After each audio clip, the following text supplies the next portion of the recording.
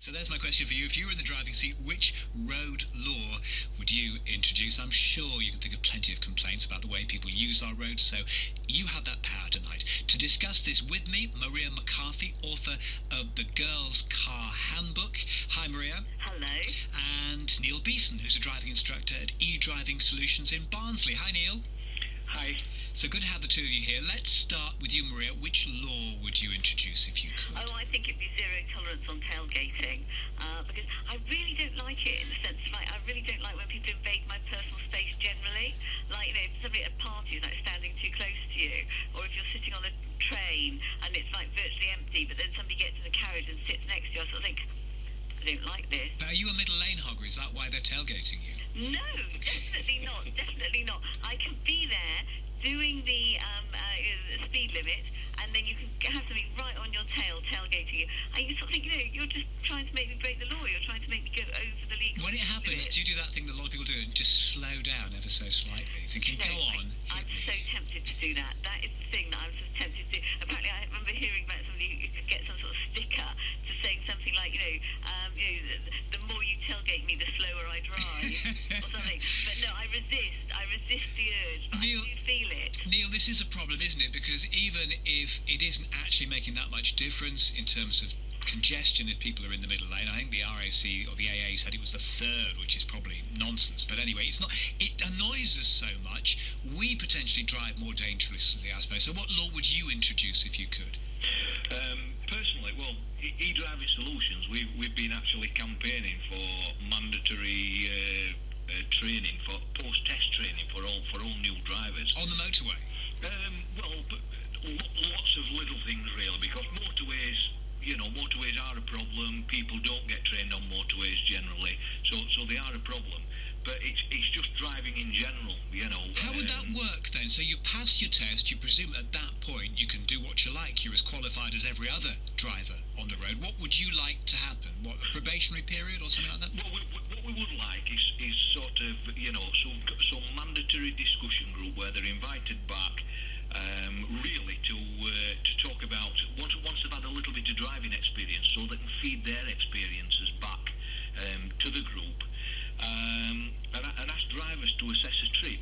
Maybe one trip that they feel they've driven really well on, one trip that they feel they haven't driven particularly well on, and ask them to compare the two and what the different circumstances were surrounding that. Because quite often we find that drivers don't intentionally drive badly. Quite often they're just not aware that they're driving badly. Really? Is that the true, Maria? People don't know what they're doing? I think sometimes it isn't. I mean, I remember being driven, I was coming back from a conference, and a colleague was driving me, and honestly, I virtually felt like sort of saying, do you mind pulling over and I'll drive the rest of the way home? Because she was all over the place. I mean, at one point she went round the roundabout 3 times, and somebody honked at her, and she was like effing and blinding, and I thought, actually, you're at fault. You're behaving quite erratically here. Is this one of these And universal in normal truths life, that she's a really, really nice woman. are none of us able to realise when we do things behind the wheel that aren't terribly sensible? I think what happens is, because once we've passed the driving test and we're out on our own, habits start creeping in. Maria mentioned about following distance, and following distance is a big issue. It's a pet hate of mine. But what happens is we drive that little bit closer to the vehicle in front without actually realising it, and then over a period of time, what happens is that closeness, we get closer and closer and closer to the point where we're downright dangerous. But because there's been no negative consequences of that driving, it just becomes the norm and they accept it until something goes wrong. And Maria, younger drivers more annoying than older drivers, or vice versa? I don't know. I don't really like to be ageist about it. I mean, I think one of the things about young drivers is they can often be overconfident. There's that whole, particularly young men. I mean, young men pass their driving test. They tend to do it very easily, and they tend to have good reactions. It's that whole sort of Battle of Britain syndrome, just young man's immortality syndrome. And they sort of think, oh, I can overtake on this bend. And away they go. I mean, they are actually the people who I find never tailgate you. They just don't tailgate. They just overtake. No matter what. What, even if you're in the outside lane? Sorry? Even if you're in the outside lane? Well, they can undertake then, can't they? Of course. Exactly. Maybe that's a law. Whereas older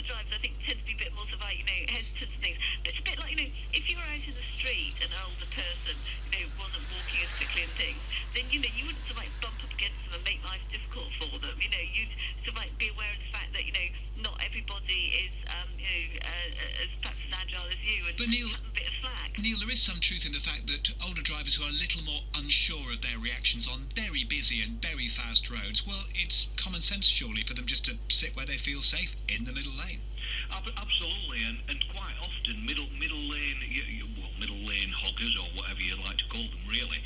Quite a lot of the time they do. It is sort of it's like a refuge for them. You know what I mean. It's so, like a refuge where they just feel safe.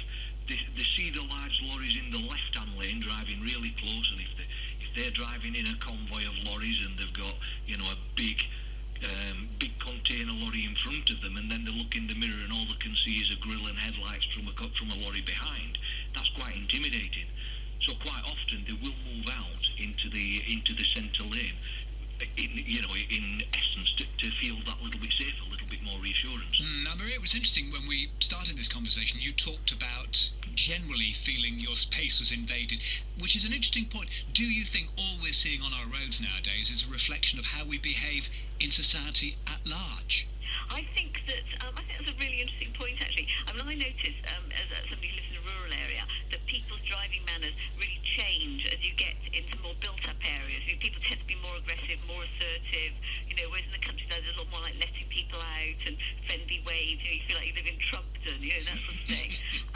And I think, again, these days when I do public space, it's a bit like people like talking really loudly on their mobile phones and so forth in public spaces and other people being annoyed. I think in our culture it's a bit more like, oh, I'm in my little bubble here and I'll just do what I like. Do you know what I mean? As opposed to that other thing where people, I think, used to feel a bit more worried about being judged by others. So perhaps it is a reflection of how society is changing. It's rather worrying, really, isn't it? You've given us so much to think about. Thank you both very much indeed. Neil Beeson, driving instructor at eDriving Solutions in Barnsley, and you heard Maria McCarthy, author of the Girls' Car Handbook.